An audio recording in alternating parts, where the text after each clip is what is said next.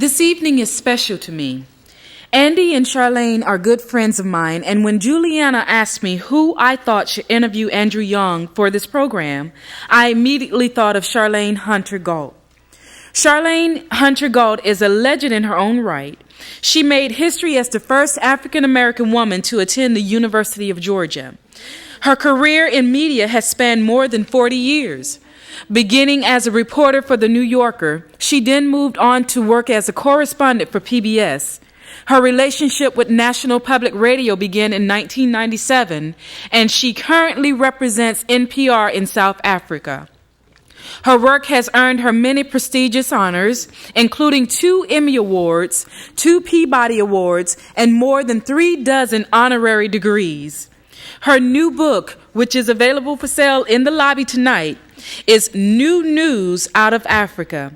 We are so pleased to have her here. She traveled all the way from South Africa to be with us. Acclaimed and award-winning journalist and author, my friend, Charlayne Hunter-Gault. All right, the audio's not up. No audio in the studio. All right, excuse me, baby. It's not loud enough. All right, go. Here you go.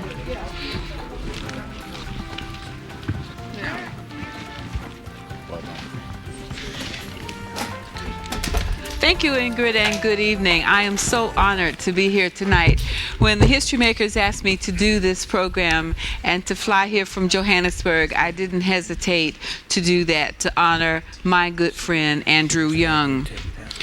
Andrew was born in the rich soil of New Orleans, but it was segregated soil. And yet he rose to become one of the most influential leaders of our time. Be on fire, Charlie. A faithful servant of God. Here, I'm looking here. I thought I was talking to the audience. Looking at the audience. I'm talking to the audience. She's talking to the audience. She's not on any camera. Right. Okay. A faithful servant of God, a courageous warrior in the battle for justice, and a powerful political leader.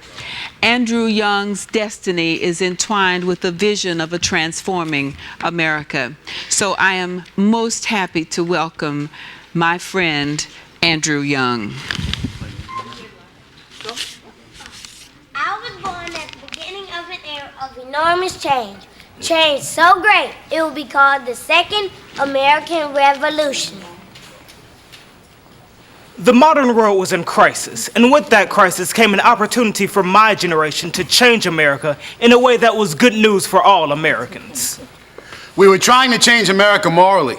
We would redeem the soul of America. I am Andrew Young. I am Andrew Young. I am Andrew Young. Ladies and gentlemen. Ladies and gentlemen. You have to still be standing here. Oh, I'm still standing? Okay. Yeah. Am I going to be cute or just remember to do this after they finish that? Ladies and gentlemen, Andrew Young. Please join me in welcoming. Please join me in welcoming Andrew Young.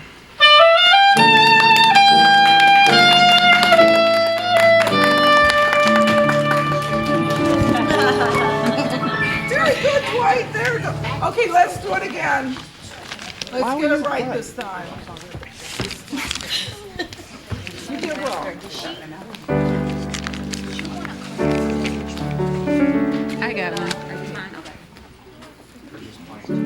Okay, listen now, Carol. Oh. Let me bring the podium back on. We got to get that right. Okay. And we have why can't they set the audio in the control room that it's right? We need It's the too audio low. higher It's always in too. the house. And they said Restoring the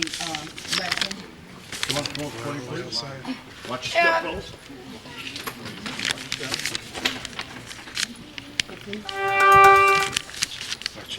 Excuse me.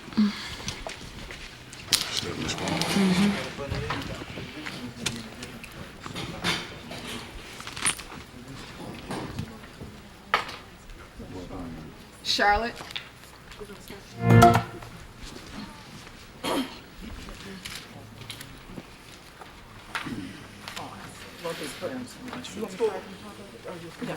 No, just go on. This evening is special to me. Andy and Charlayne are good friends of mine, and when Julieanna asked me who I thought should interview Andrew Young for this program, I immediately thought of Charlayne Hunter-Gault. Charlayne Hunter-Gault is a legend in her own right. She made history as the first African-American woman to attend the University of Georgia. Her career in media has spanned more than 40 years. Beginning as a reporter for The New Yorker, she then moved on to work as a correspondent for PBS. Her relationship with National Public Radio began in 1997, and she currently represents NPR in South Africa. Her work has earned her many prestigious honors, including 2 Emmy Awards, 2 Peabody Awards, and more than 36 honorary degrees.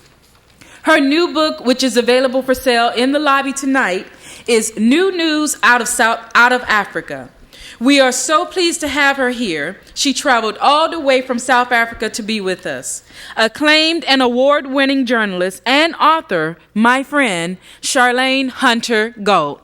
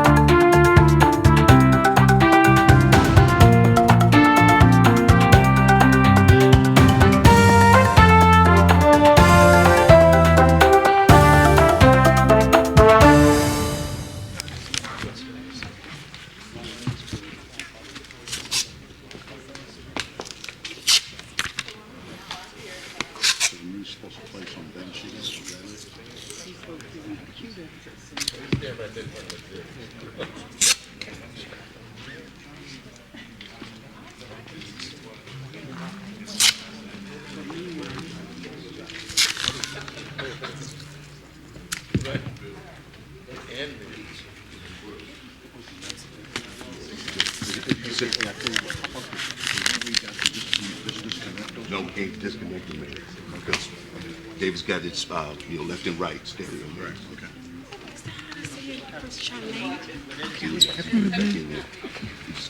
Okay. All right. So as soon as the platform clears.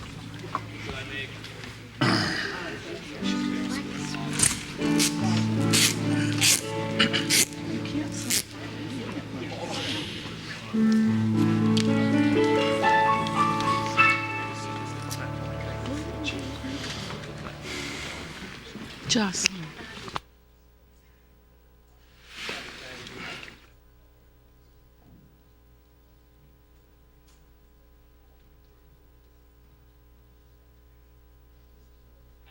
No, the actors stand up from the podium. Oh, okay. No. Were there any other changes?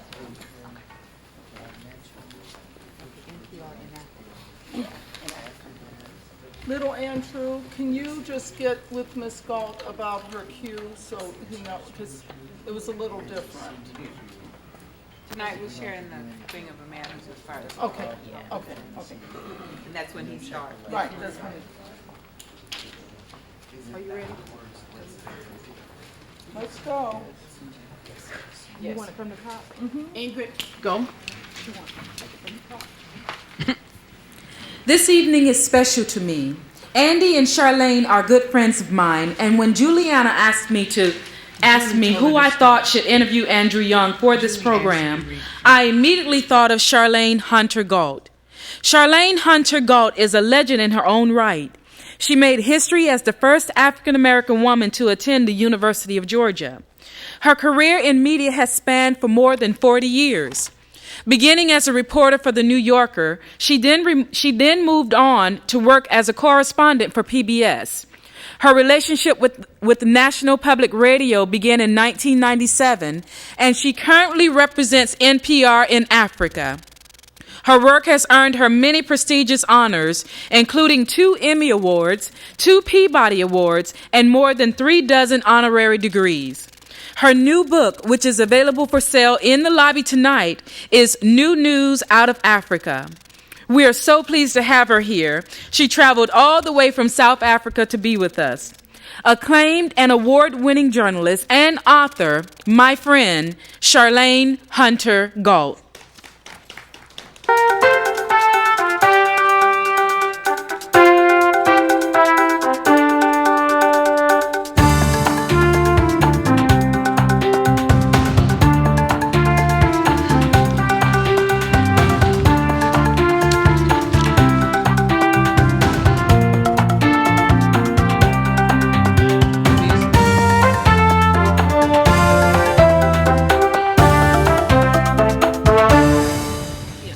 I don't, it can be, okay, let's work that out.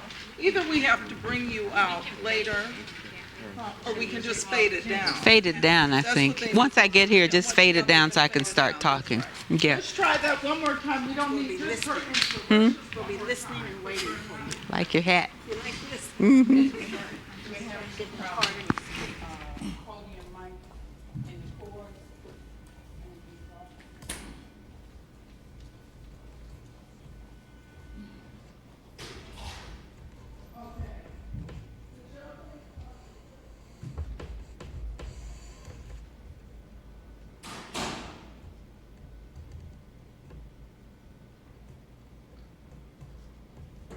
Okay, can we bring the podium back in, please?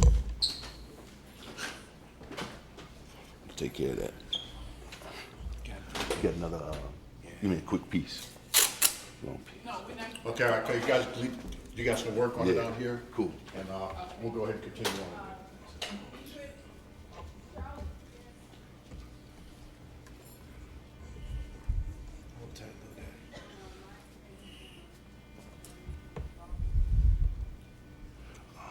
I was thinking about something else too, man. There is no place for her. As far as, Because these bad boys are so delicate. I know it, man. That's what I'm saying. That's because if you did anything where you still have to have some length when you tuck that up under the thing. Right. You know, and they want to That's the separate it deal. because if you pull this like pull that cable out, which would be thicker. If we had to, you know what I'm trying to say? If we had this laid out all up in here. Right. You feel okay? Right. So that's dead. Exactly. I mean, you know, that's not gonna happen. It ain't gonna happen. All right, the only thing we have to do is pop it. Let me do something here. We Just make them aware of that. take this So, here.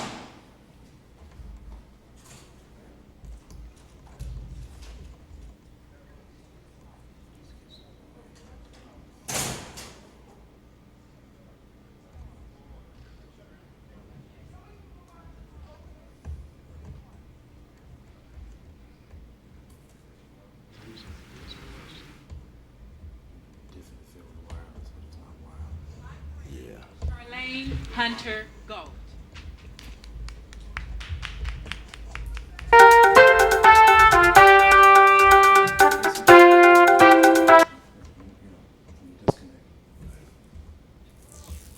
It's not Dwight. See, I thought it was gonna be Dwight.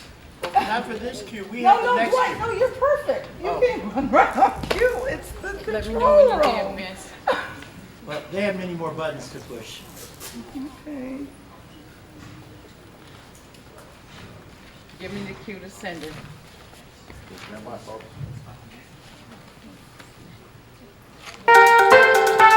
No, cue. All right, guys, who am I sending out? What's? Okay, that's what I thought. Stand by.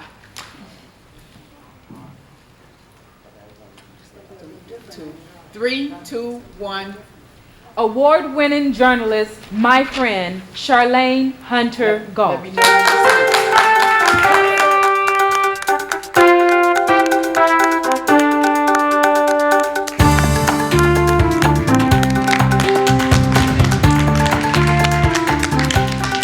Thank you so much. It is such an honor for me to be here tonight. When the History Makers asked me to come and do this, I didn't hesitate to fly from Johannesburg to be here. Andrew, to honor one of my dearest friends. Andrew Young was born in New Orleans, in the rich but segregated soil. And yet he emerged as one of the greatest leaders of our time. A dedicated minister, a courageous fighter in the battle for human rights, and a powerful political leader. Andrew Young has had an amazing, transforming vision for America. Tonight, we'll share in the life of a man who has inspired us all. I was born at the beginning of an era of enormous change. Change so great, it will be called the Second American Revolution. The modern world was in crisis, and with that crisis came an opportunity for my generation to change America in a way that was good news for all Americans. We would try to change America morally. We would redeem the soul of America. I am Andrew Young. I am Andrew Young. I am Andrew Young. Ladies and gentlemen, please join me in welcoming Andrew Young.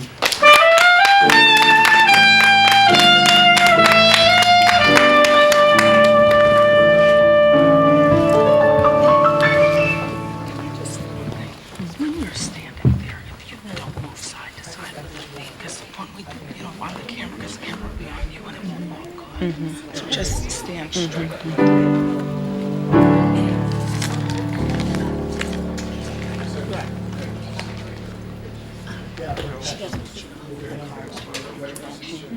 Yeah. Okay. Come down here. Okay. I can put them out there. And then do we just go right into it?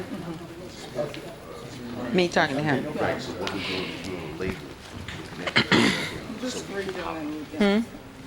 Okay. Andy, it's such a pleasure for me to be here in this city that we both hold so dear. Do you remember how we first met, where we first met? Oh, go on. Oh, yes, I do. It was. Yes. I'll never forget it. You know what? Okay. And, I'm blah, sorry. blah. We have to have the actors coming out almost immediately here. Okay, sorry, okay. Okay, so just so you get them, okay. But let me, do we need to, do you want to go through the introduction of him again? Do you want to do that one more time? Okay. Is this going to be dark? Yeah, that's dark. I'll just improv Daryl, right now. you know this is dark. This has to be dark. They have to come out and meet opposite you. Thank you. When they sit down, they have to come out and meet. Okay. I mean, Suppose he doesn't remember how we met. I don't remember how we met. That's what you said you do. they're not changing clothes, they're already in clothes. I really don't remember. Then they're gonna have to talk for a little bit. Can we, just to get this right, can you guys talk for like 5 minutes? I don't care, you know what it's about, okay? All right. Or however long you think. You were born in New Orleans in March 12th, 1932. And you so identified with Atlanta, but New Orleans is your home. What was it like growing up in New Orleans in those years? Yeah, it's a very, we didn't have a lot of money, but my family we had such a close bond and so much respect. Matter of fact, when I went to school, I didn't know that our neighborhoods would be so different. It wasn't until after I got into the public school system and I went out of my neighborhood that I realized, how much, There's a wonderful scene about your childhood in your book, autobiography, and Easy Burden. Let's take a look at that. And we're just in New Orleans, just talking about. We can put them all together. The food was so good growing up. No, have a real conversation. Yeah, we're having a real conversation. We need to. Now, have you read the book, An Easy Burden? Now, are you from Atlanta? I am. Now, you know what? I said that so quickly, and it's so not true. But it's just I've been here my formative years. I'm from Philadelphia, and but you came here early. Yeah, well, I came here to go to school in the AU Center, Clark, Atlanta, and I went to St. Augustine's first in Raleigh, and then I came here, and I just started, doing a little acting, and then I knew I wanted to teach. So I started after I graduated. I started at being an adjunct at Clark, and so here I am now, still there, because of a smart teacher. Yeah, so it's like I know you hear this a lot, but I can scarcely look at you because I'm thinking I've heard about you, you know what I mean, in such a great way for so long, and it's like, that's so nice. God, wonder would I be that brave? Wonder, you know what I mean? Yeah, I'm sure. But now, what year did you go to Clark? I went to Clark. I got out in 80. 80 was the year I got out. Yeah, so all the fun was over by then. Oh yeah, I didn't know any of the fun. I was telling someone that it's so weird because I guess it was such a short time, but by the time I got here, it was like all over. It was all it was over. So you live in Africa now? Mm-hmm. What part? Johannesburg. Do you love it? Mm-hmm. There's so much changing there, so much not, right? Mm-hmm. No, it's a lot changing. How many hours? Are we gonna have water? Yeah. You want some now? Yeah, maybe. No, that's all right. We have some. Did you? All right. Okay. Can we just start? Can you just greet her again, and we'll do the rest. Okay. And talk for about, the beginning part, maybe about three minutes or something like that. Is that better? The audio? No, I can't hear. Are you saying? No, we were talking. The audio? It's not coming through in the house. No. That's Audio in the house. It's coming. Okay. We were not talking real loud. No, we shouldn't have to talk real loud. Right. feedback. They're fighting feedback. Okay, well, they better get fighting feedback. Better fight it back. Fight that feedback back. Feedback taken care of. That's why I would like you to talk naturally. Oh, okay, so yeah, I can, yeah. so we know. Yeah, we were doing that. You were talking and doing something else. Oh, sorry. But we were having a conversation. But can you hear the conversation? Can you guys get back there? Can you tell me if you can hear the conversation? Can some people go to the top? You guys hear? Yeah. I'm taking some classes over at UGA right now. Oh, what are you taking? Theater, a theater criticism course. Oh, correct. Yeah. How often do you go? Once a week, because that's quite a little jaunt. Yeah. But how long does it take? There's a big expressway and everything. That doesn't take long. About an hour. I can make an hour and 30. But it's really probably more than 2 hours. But I just jump on that. Can you talk the way you would talk? Is it okay? So I was, but it's really relaxing because it's just a smooth highway, I guess. Are you ready for us to do that now? Okay, so how long have you been here today, and tell me exactly what you've been doing? My day was like today. Well, I arrived at... No, you have to talk to her as if you were Andrew Young. Okay, well, you said earlier talk about anything, so, Okay. So you tell me what it was like growing up in New Orleans. I mean, did you have that wonderful New Orleans cuisine? Did you go to church all the time? Okay, those two things are really true. Food and the cuisine.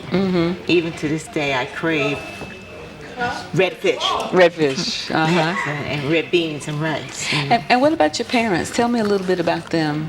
Well, my father was a dentist, and my mother was a school teacher. And we spent a very close family. When Walter came along, it was just like we were twins. How much younger was he? A year younger. But they treated us like twins. It was always Andrew and Walter, never just growing up. It was like that.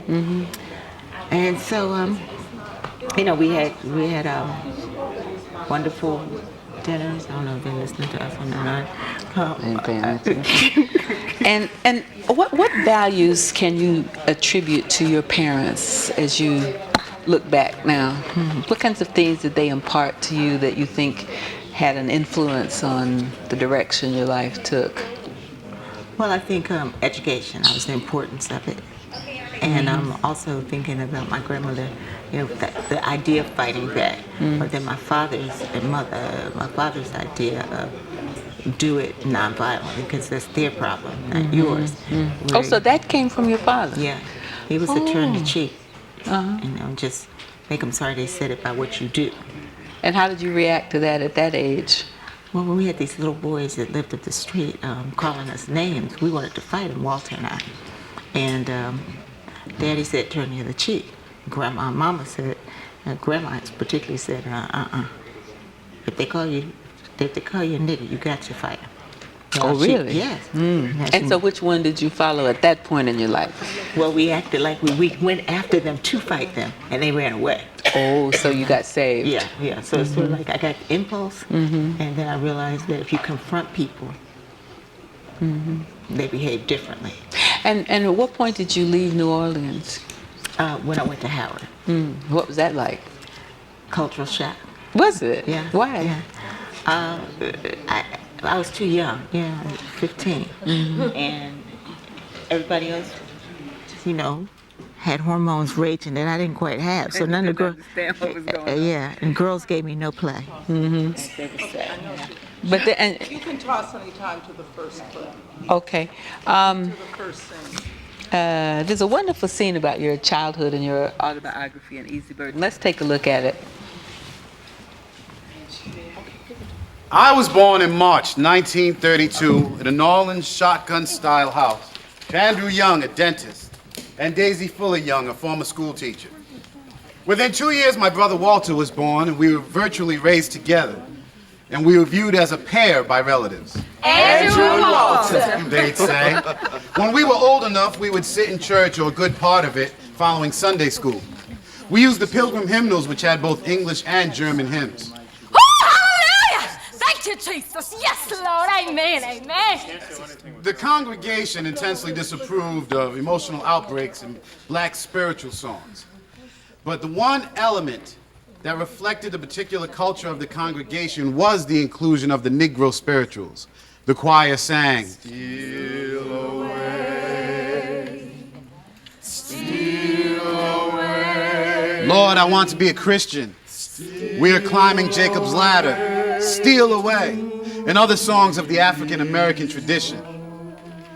In those days of the Great Depression, Jim Crow was the law of the South. And in polite society, we were known as colored people. It was the attitude of my parents' generation, of their friends, that we should focus and concentrate our efforts on improving the race, and not just improving the level of education, but improving our moral behavior. Daddy taught me, Racism is a sickness. You must have compassion for racist whites, just as you would have compassion for someone with polio. Racism was not a problem with you. he told me, It's a problem that they have. Daddy had a genuine turn-the-other-cheek attitude, although he didn't believe in becoming a victim. Now, Ma and Gran, on the other hand, weren't quite so gentle. Gran, I said one night while reading her the Old Testament. there's these boys that come by calling us niggers. Gran sat up straight. If they call you nigger, you got to fight them. If you don't fight them when they call you nigger, and I find out about it, I'm gonna whip you myself. And the next time those boys came on Cleveland Avenue yelling, Nigger, nigger, nigger. Walter and I lit out after them, and surprise of all surprises, those boys ran. Yes! They were prepared to call us names, but they weren't prepared to fight.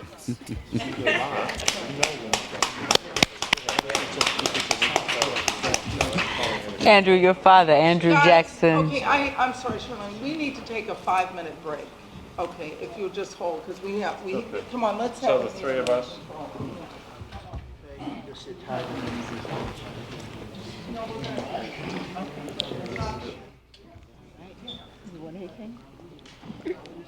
I'm gonna be a fly on the wall listening to that conversation.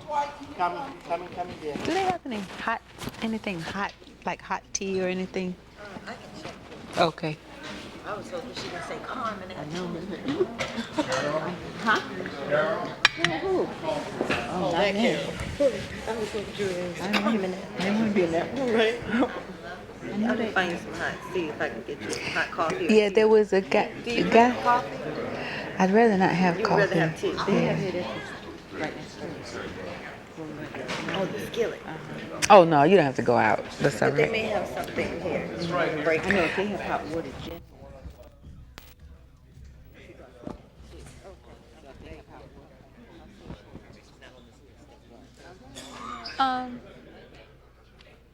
Can I have that shawl? Yeah, it's freezing. You hold on. Are you cool? Yeah, thanks.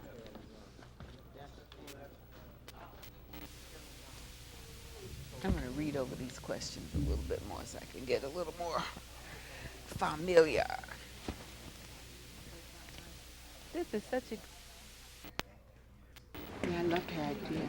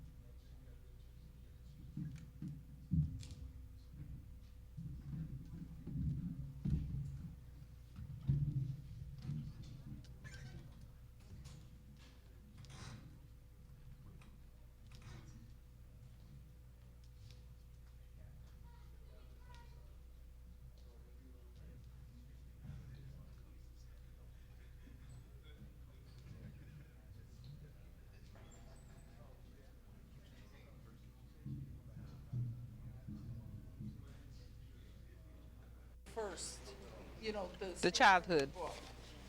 Yeah, childhood. the one they just did. Yeah, we're going to do it one more time. The actors need to be on stage. All right, actors.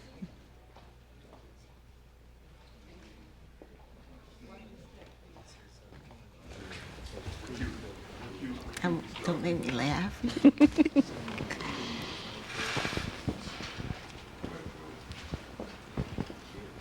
fighting me.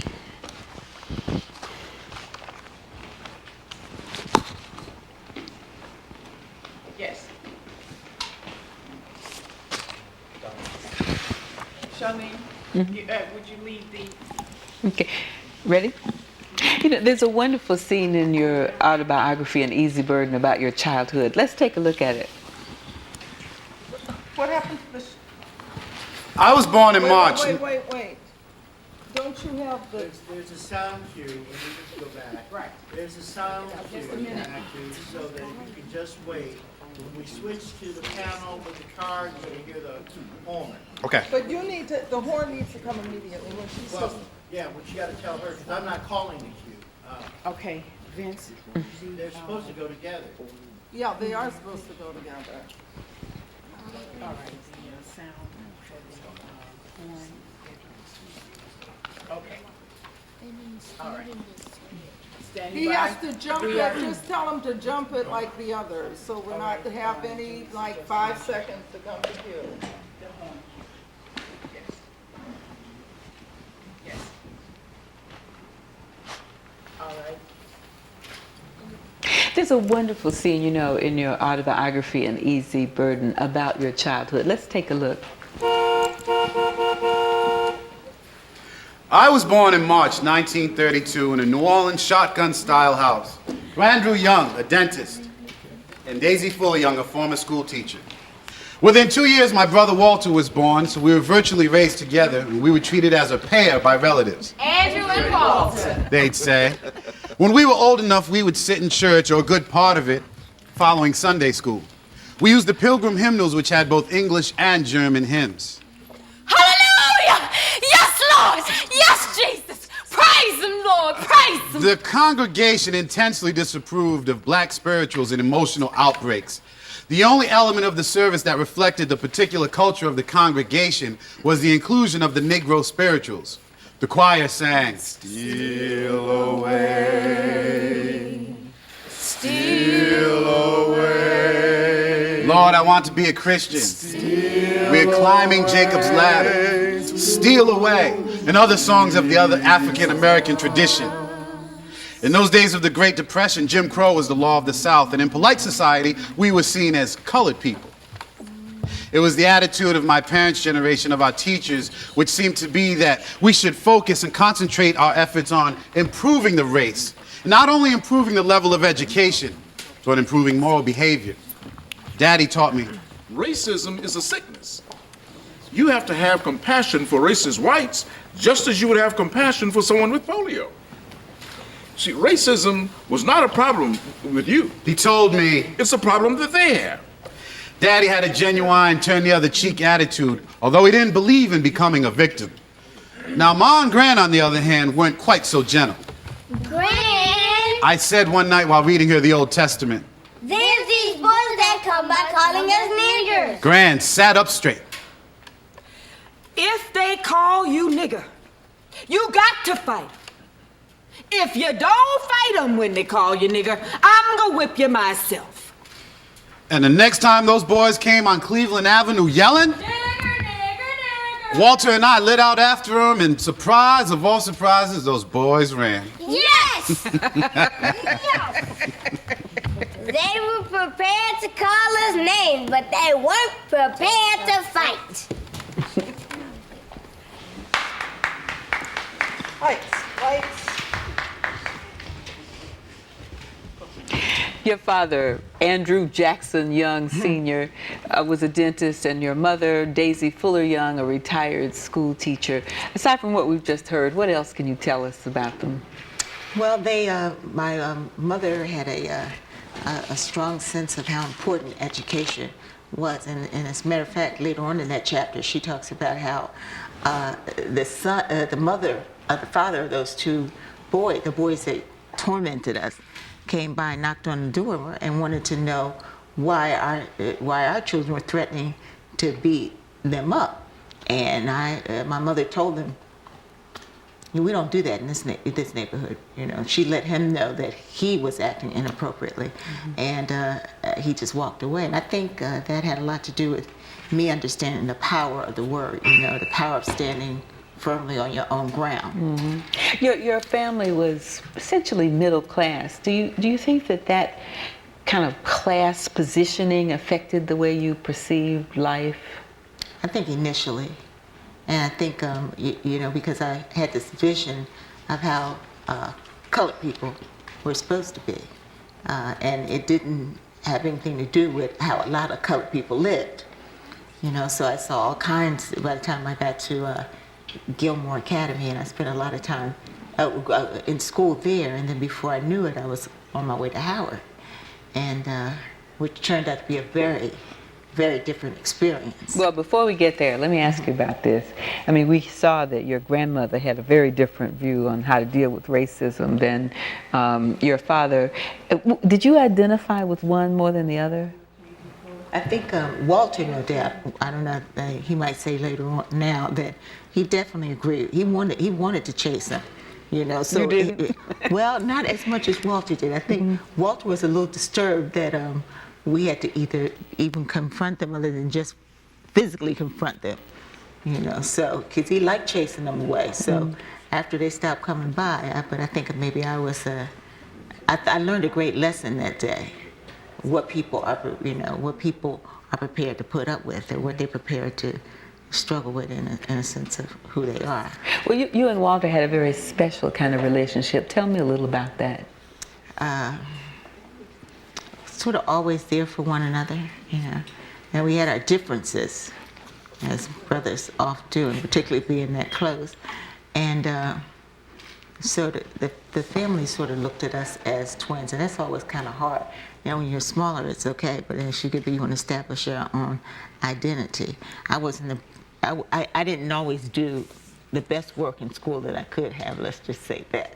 But in school, you also had a teacher who trained you to be a part of W.E.B. Du Bois' Talented Tenth. Now, explain that concept and how it affected you. Well, of course, you know, everybody knows what that means, but the idea of that you're special for some reason other than the hard work necessarily that there will always be that small group of people. I think later on I came to want that more, for more people than just a small percentage. And maybe in the beginning my whole idea of what the civil rights movement could do because of that. Now, you graduated from Gilbert Academy when you were just 15 years old. And then for a year, you attended Dillard, your parents' alma mater. What was that year like for you? Very young. Yeah, very young and very out of place, but wanting very much to fit in. You know, still a little, despite what people may think, not quite the student that I should be. And I think a lot of that was immaturity. You know, you get sent to, because you are bright. And then suddenly you're the brightest, so to speak, you know, and you do, you know, you're just trying to prove yourself. Now, in 1948, in the fall, you left home and went to Howard University in Washington, D.C. What was it like leaving home for the first time? You might call it the Great Awakening. Suddenly, nobody knew who you were. And nobody particularly cared who I was, I felt, early on. Well, let's take a look at a scene from your years at Howard.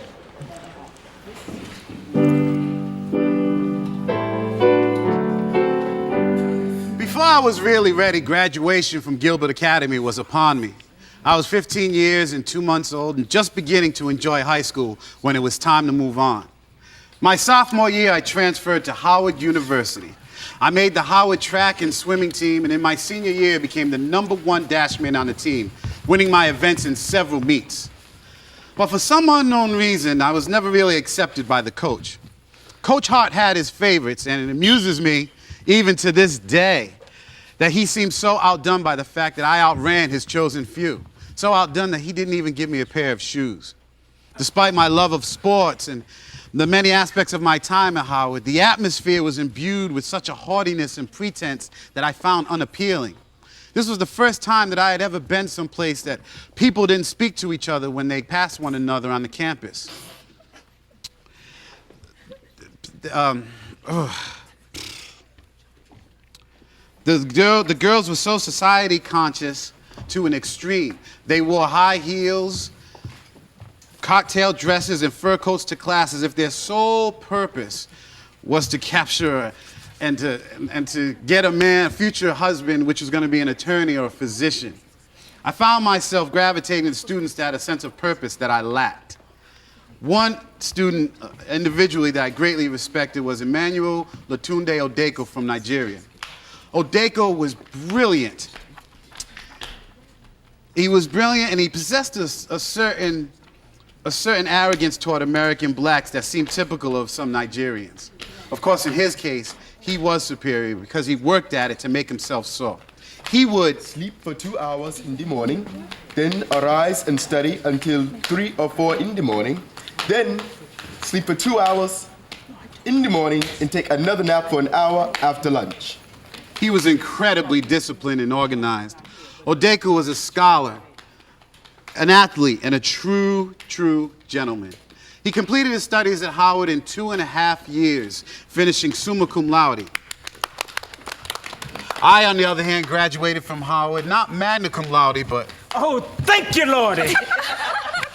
And then I realized that my years spent at Howard were important to my personal growth. I learned that it was possible, even determinable, to have a black identity without being poor. My parents had shown me, as well as their friends. But being at Howard was the first time that I was able to accept it for myself. Lights down, lights up. Well, you were still very young when you graduated from Howard, just 19, but this was a pivotal time for you. Why? I think because I began to see myself as becoming a man and the responsibility that comes with that, also into my calling, from the religious perspective. So I went on to, study theology and to think of what I would do with the rest of my life. It seemed this whole idea of I didn't even know at that time, using religion in the way that it could be used as more than just a Sunday outlet, but a life through to serve others. But something happened to you also when you started taking classes at Hartford Theological Seminary. Academically, something changed and was sparked in you. Tell me about that. I think the philosophy, philosophers and questioning and teaching and how much depth there was in the whole idea of how people thought and why they were. I don't think I entertained that much thought before about the importance of thought, or how you came up with a philosophy, or how that philosophy could, guide your life.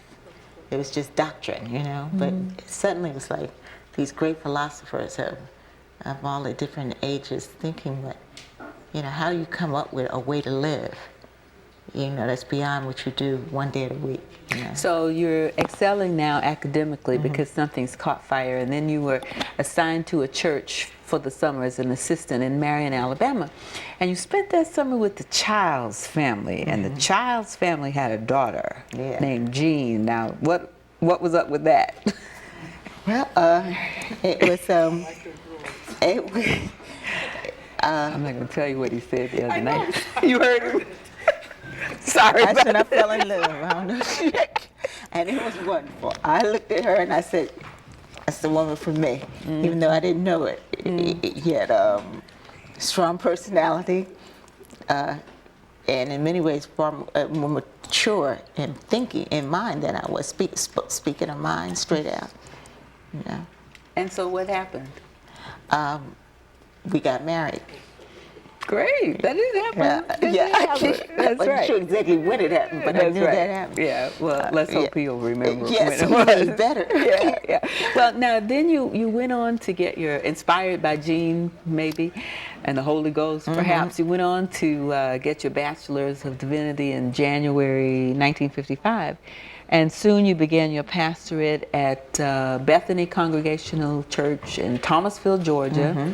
and Evergreen Church in Beachton, Georgia, and we should be about there, but nobody's out there. But as soon as they get out there, we're going to take a look at this scene in the Evergreen Church in Beachton, Georgia. We there, church? Different. Let the church say amen. Amen. That's when I learned to do that like that too. Is that right? In Beachton, Georgia. In Beachton, Georgia. Okay, well let's take a look at this scene. All right. Yes.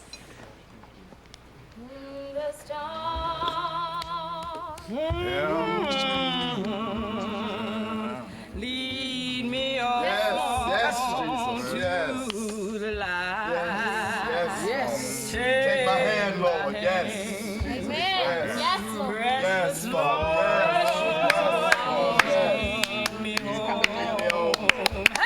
Yes. Evergreen Church forced me right away to modify the laid-back style of service that I had so carefully groomed at Hartford Seminary. My training at Hartford Seminary taught me to develop a simple, direct message as well as a tightly organized order of worship. That approach never worked at Evergreen. Anytime there was a lull in the service, the congregation slipped into one of those old-time spirituals. They started to get their rhythm going, clapping and tapping their feet, which left me to question how I could regain control of the service without asking the congregation to be quiet. After a few tries of delivering a sermon that would have been acceptable to my seminary professors, I was given this advice by the deacon of the congregation. Some of our folks don't trust the preacher with a whole lot of papers. The Lord doesn't need that paper to make himself heard. Wow. They see a lot of paper, and they think the devil has gotten up into your preaching. Amen, Deacon. The deacon's insistence that I preach from the heart and not the paper turned out to be a real blessing. I grew to be more close with the congregation, and I learned to love the church's softly hum communal chants. Now, my age and my youth drew a lot of attention. Jean taught Sunday school at the church because she liked teaching, but she felt no obligation to conform in any other ways.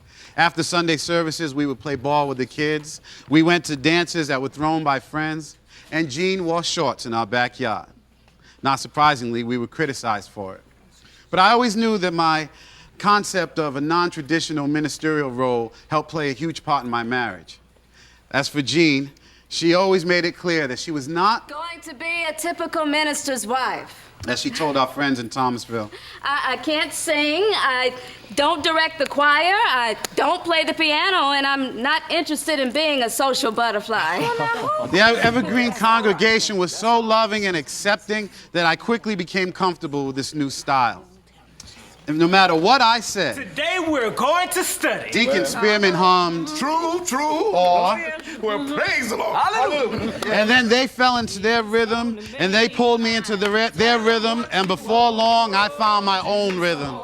Learning old hymnals and ancient spirituals that are not written down, like,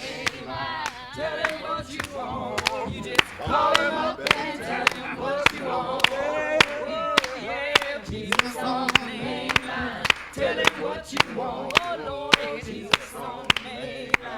Tell him what you want. Order and going out. No, not you. Just... Andy, tell us what it was like starting a new church and raising a new young family. I learned a lot in a short amount of time. I think it probably would have taken us longer had Jean not been so outspoken that they got the deal early on. I'll never forget that church because all the things that it made me see our people beyond dimensions. Sometimes you don't think you're looking at it that way. Mm-hmm. And then you moved into activism. You organized the voter registration drive in Thomasville in 1956. Is this when you began to realize that you had to balance your ministry with your activism? I think so. I think what I learned from Greenwood and what they taught me was that there was a community out there that had needs that maybe I wouldn't have been so sensitive to, And in the effort to didn't it seem like things were just changing so quickly? It was, if you had a belief, something that you believed in, and you had any kind of activism in your bones, it seemed as if it was like a magnet, just sort of pulled it out of you. Now, of course, the very next year, 1957, you met Dr. Martin Luther King. What was he like at that time? I think I'd say thoughtful. Thoughtful, funny, wry, not humorless, as some people might have thought. Good conversationalist. Not quite who the polished speaker we saw eventually, but the passion was there. And then in the same year, you went way away from the South. You went north to New York City, accepting a position with the youth department of the National Council of Churches, leaving Thomasville and your first ministry. Was that difficult for you? Yeah, it was different. If Howard was a different world, it seemed like I was on this sort of path of different, which now I could see, leading me to then, not necessarily then, but now, to eventually, my political offices and things like that. Mm-hmm. Maybe just from seeing all sides of the world. Who gets a chance like that? Well, tell me how exactly working with the youth department at the National Council of Churches influenced your life. Seeing the need for Black people to come together, African Americans come together in a stronger, more organized. But what was New York like for you? I mean, that must have been a culture shock, or was it? Culture shock, interesting. A lot of stuff to take your attention away if you were open to it, But at the same time, another group of African Americans with different, some of the same sets, because but some of the things that were so different in how they lived there. Just think of the things just as simple as the subway. Things going faster. You also began to travel internationally at that time. Did that open your eyes even wider? It surely did. Yeah. If we say that Odiko opened my eyes at Howard, maybe that was a foreshadowing almost of, the imprint that international relationships would have. I think I came from being a lukewarm student to an intense student of life. Mm-hmm. You also got involved with television, a series, Look Up and Live. Mm-hmm. Tell us about that just a little bit. Well, it was, and many of my friends here in Atlanta probably don't know about some of those things about my television foray. Well, it's time to tell them. Yes. So it's fitting that I was sitting out here and I'd be in this station today, but because it was sort of finding a way to look and see the world around you. But then you were enjoying New York and the new vistas it was opening for you, but then you decided to leave and move to Atlanta. Mm-hmm. Tell me about that. So many things were happening in and around the South. You just felt like you had to be there. And I'm reminded of how it's almost like a renaissance about the whole idea about why you come to Atlanta now and why you felt the need, and also being called. Mm. I was now experiencing the whole idea of being called to do something, and these men who were moving things. But at this point in your life, you weren't actually looking to work with Dr. King and the SCLC. Why was that? It was a good place to live economically. It was in a large city. It seemed as if it had something I was very familiar with, which was the middle class, Black middle class. Well, you eventually did go to work for SCLC and launched the first of many citizenship schools at Dorchester Center. What were those citizenship schools designed to do? To help people and what you define citizenship, how you live it, you know, how you become a citizen. You know, because now we don't think of that way, but being a citizen, you have all the rights, privileges, and responsibility that come with accepting that title. What was it like working with the SCLC in those early years? Heady, scary, complex, a lot of strong Why personality. don't we just use her instead of Andy? You know, she gets to the point, she finishes the answer, we just move, we're going to finish on time. He would be saying, and South Africa, you know, I said it was citizenship. Yeah, right, I know, I'm saying, God, I wish this was there. Now, you work with very closely with Reverend Dr. Martin Luther King at this time. Let's take a look at that.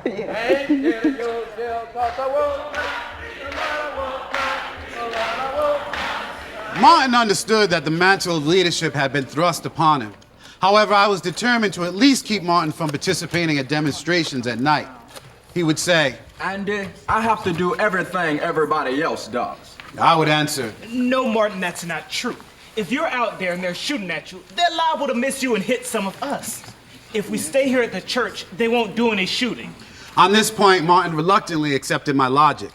Martin was always philosophical about the internal tensions and about the violence that accompanied our efforts. Andy, you are too rational. He told me. You would reason your way out of segregation, but it takes more than just reason to get this country straight. You need some folks like Hosea Williams and James Bevel who are crazy enough to take on anything and anybody and not count the cost. If you had your way, we would never have a confrontation. But you need confrontation to bring the horror and violence of racism to the surface where it can be exposed to light and be healed. Martin did have a side that wasn't always so serious. When Ralph Abernathy started complaining, I'm never allowed to speak at the march. Martin responded with, Now, Ralph, you have to be the head of an organization to speak. Now, what we need to do is find you an organization that you can be the head of, so that on next March you can have the right to speak. And everybody present agreed that the one organization that Ralph was unquestionably the president of was the National Association for the Advancement of Eating Chicken. Martin hummed eloquently, saying, No one can challenge your preeminence. You would have no competition. They laughed, big, deep belly laughs, releasing all the tension of the day. Martin could insult you, he could crack on you, he could joke on you until the whole room was laughing until they cried. But it was never in anger, never out of bitterness. It was always in fun. Martin never teased anyone that he didn't love. Martin could only relax that way with people that he trusted, his closest colleagues and personal friends. None of us were saints. Saints could not have endured the rigors of the movement, could not have accomplished what we accomplished in so short of a time. We were flesh and blood human beings, men and women, flawed and imperfect, and we fell far short of the glory of God. But we changed America, and we did it without hurting anyone, except ourselves.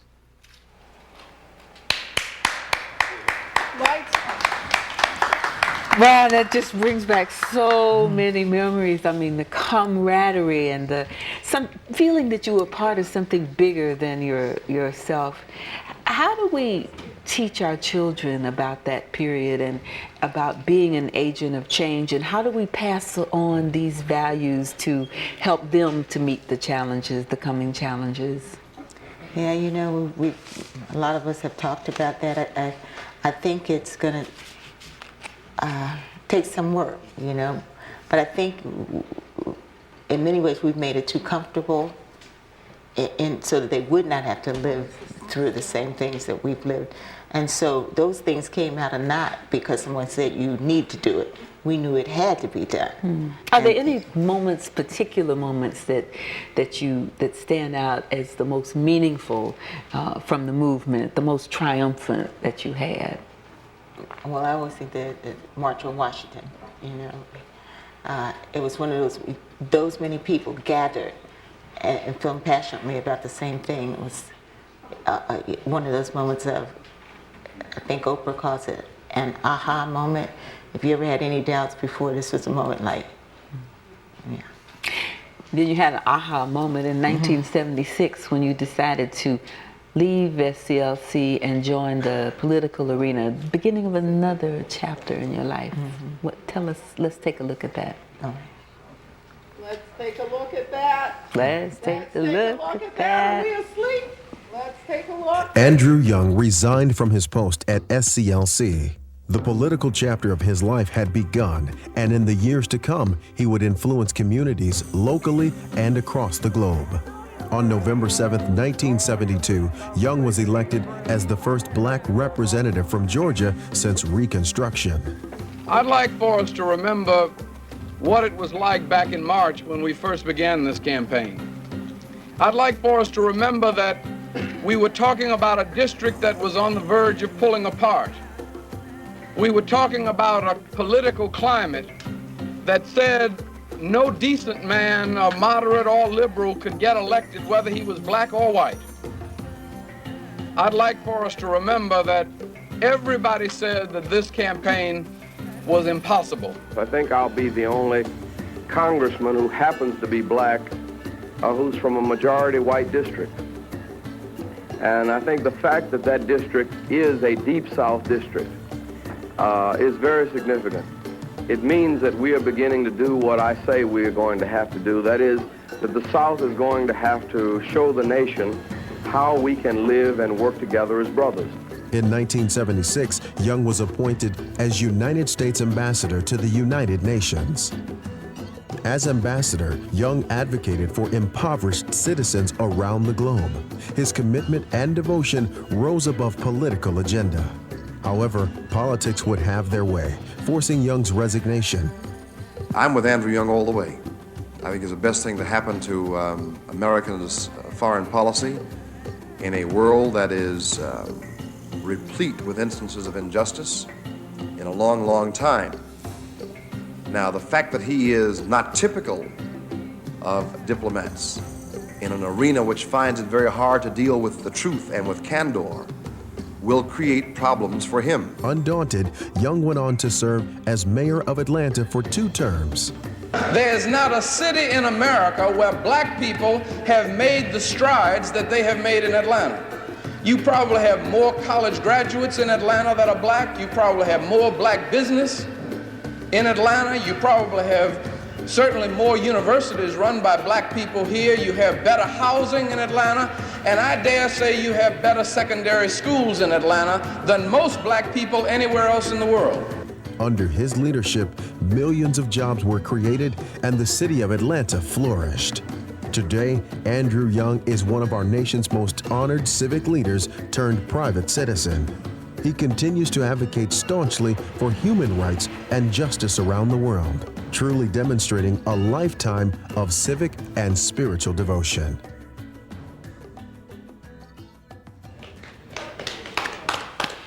Now, of course, after that meteoric rise in politics, on November 7th, 1972, you made history again, elected the first black U.S. representative from Georgia since Reconstruction. Tell us about that campaign briefly and the election. What was historic? What was it like?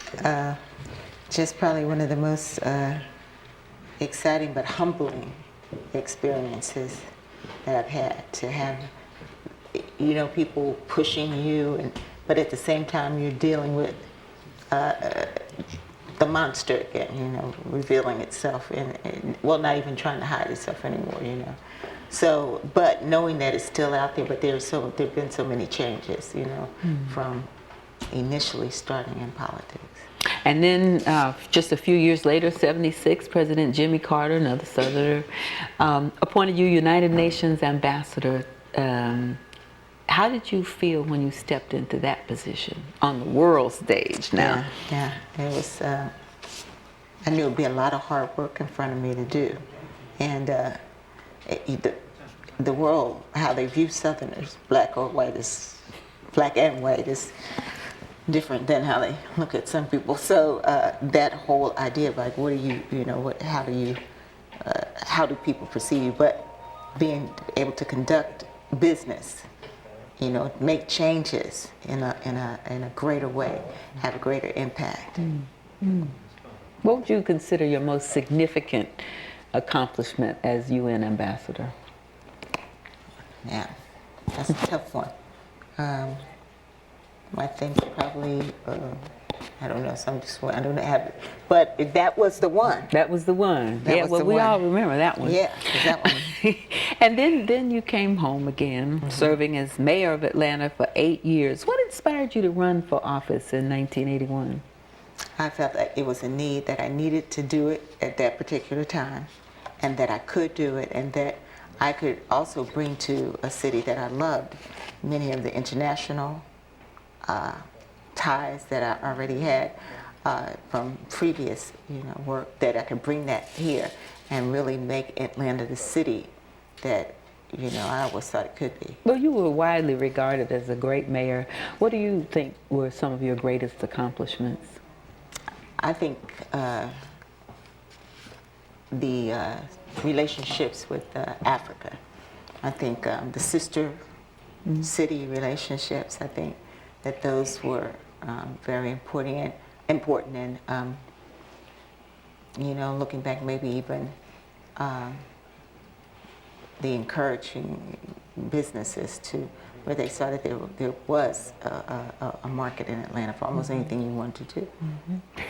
You're having great success as a strong political leader, doing wonderful things for the city, but of course in 1994 you lost your beloved Gene, your partner of 40-some years, but you were blessed to have been given 2 life partners. In 1996 you married Carolyn Watson, and Carolyn's worked by your side with your company Good Works International. Tell us about Carolyn and your lives together. Well, Carolyn is a major force in my life.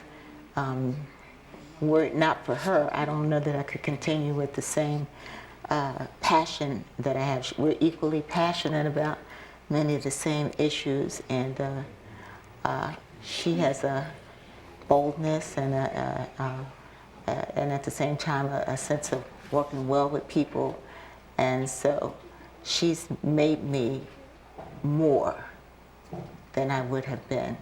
Oh, that's just so fabulous. That's really great. I'm gonna cry. You have devoted much of your time to Africa, and we know, looking at the skits there, that you had a friendship with the Nigerian in college, and on at the UN, and yet you've spent a lot of time in recent years devoted to Africa. Do you see that as kind of an extension of the frontiers of the civil rights struggle in America? I do. I think there's so many things that were we able just to shine a light on the past and that present. It's almost like we have the recipe for what to do. It's just like how. Your life has been one of breaking barriers and opening new frontiers, and you've recently taken on a position helping Walmart spread the word about its works. You see that as a logical extension of your work on poverty. Tell us about your critics who don't think that was a good idea. Yeah, well, you know how some people feel about Walmart, and I think we're working with them to help them eradicate some of those concerns. So I think some people perceive that my position with Walmart is that everything is excellent, but it does some good. It does a lot of good. And, to help it do the good and to work on it improving the areas that, that it needs to improve in is part of our task too. Listen to him, audience. Isn't this a wonderful, remarkable life that we've listened to and heard about tonight? Okay, but you can't go just yet, because I have one remaining question. And I ask this in light of your parents and your grandparents and those before them. What would you like your legacy to be? That I tried. That I tried to make a difference. And indeed you did. Tonight has been wonderfully insightful. I mean, I've learned things that I thought I knew everything about you, but I've learned a few more things. Thank you so much for sharing this incredible journey with us. Ladies and gentlemen, Ambassador Andrew Young.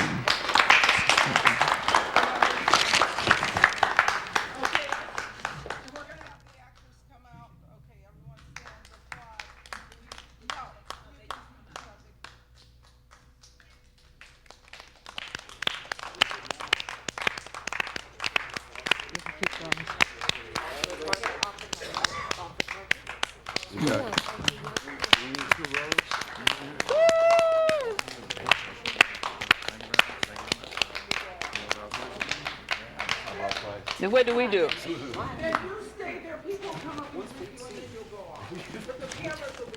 Okay. Okay, great job. Wasn't she a great Andrew Young? Fabulous. Let me ask you, I know that he, tends to be long-winded, and you were asking about, is there anything that you can do to make your life easier? Yeah, I think if you give me periodic time cues, like, when we get halfway through, if you'll give me 30, and then we get down to 15, and then when we have 10, and then 5, and then, if you give me 5, you don't have, in my IFB, and when we get to 5, you don't have to give me any more after that. She doesn't want the placard. Do you want to see that also with somebody standing next to the camera with No, just the IFB. The countdown. No. Vivian is one of the King's top lieutenants. There's a handwritten back there. No, we were talking about doing it. So he's one of the greatest. And you are going to get me a left ear. Major verification she wanted. They got to make a handwritten sign in the back row. I was wondering if your boy would be here tonight. Talented. No. See, it's his son right there, Bo Young. Bo Young.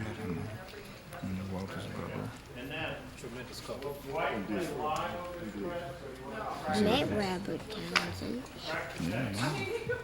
You see what Reuben Cannon is. I either need you guys to carry the credits at the end, or we'll have to take carry the credits. We're happy to do that, but if people are going to be coming up at that very same time, so which is better for you guys? Yes, they're discussing. We're fine either way. You have a pre-prepared roll that you're going to do a roll? Yeah. You're going to have them in front of you? Why don't we just thinking that. You don't need me anymore? My feet. When we get to this point, I'm going to write you two like this, okay? Yeah. And then when I go like this, I'll touch your shoulder. Okay, so let's try to play guy my feet while people are clapping. That'd be good. That'd be great. So we'll have your sign ready.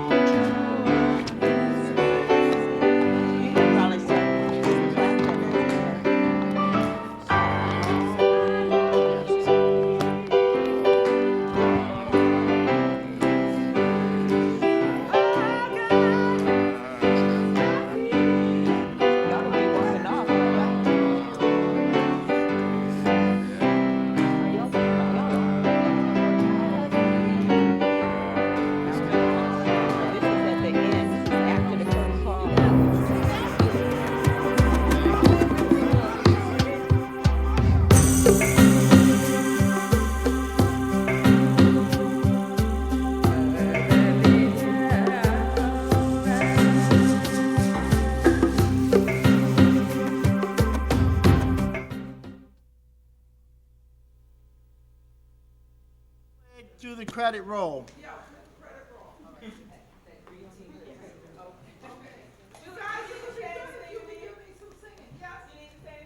No, but were you able to hear the IFB? No. No, we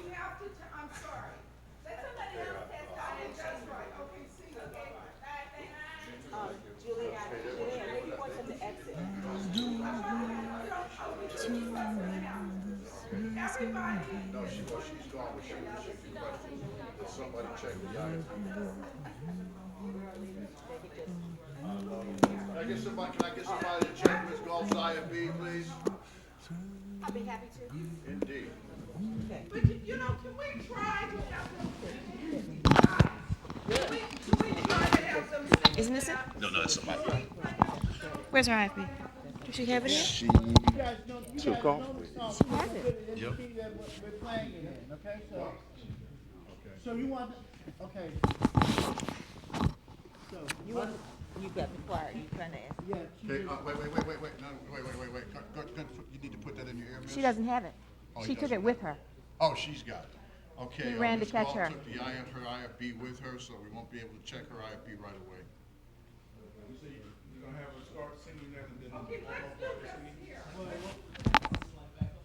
With just Andrew, you know, it's been a wonderful program. I was just gonna say, what we're gonna do is this week, okay? That would make a great. Or when you all come out.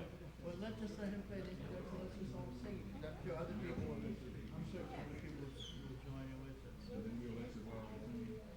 That's what she just said, she was interested, but I don't know. That's fine with me. Will somebody give you guys that same thing? I know they have. Oh, yes, they are, but pretty fresh.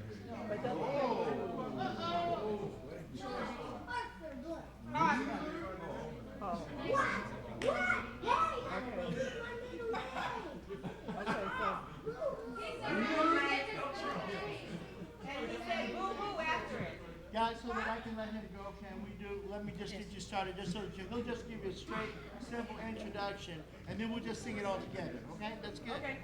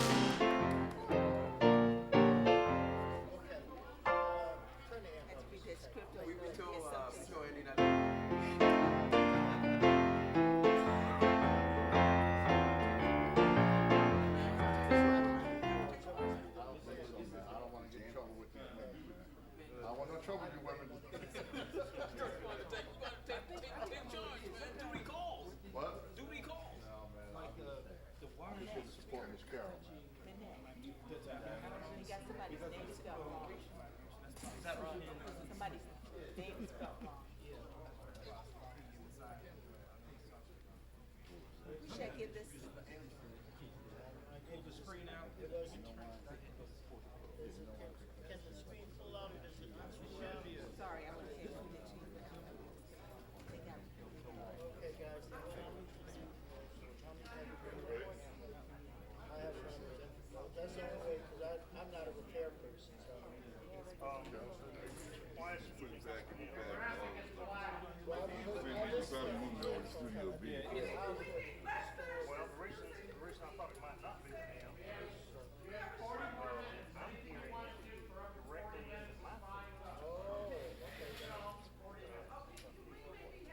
Well, I don't think it's important because it wouldn't be hitting my feet and his ambulance. It's got to be something internal. Who's on headset? My first. I am, sir. All right, we need everybody in here.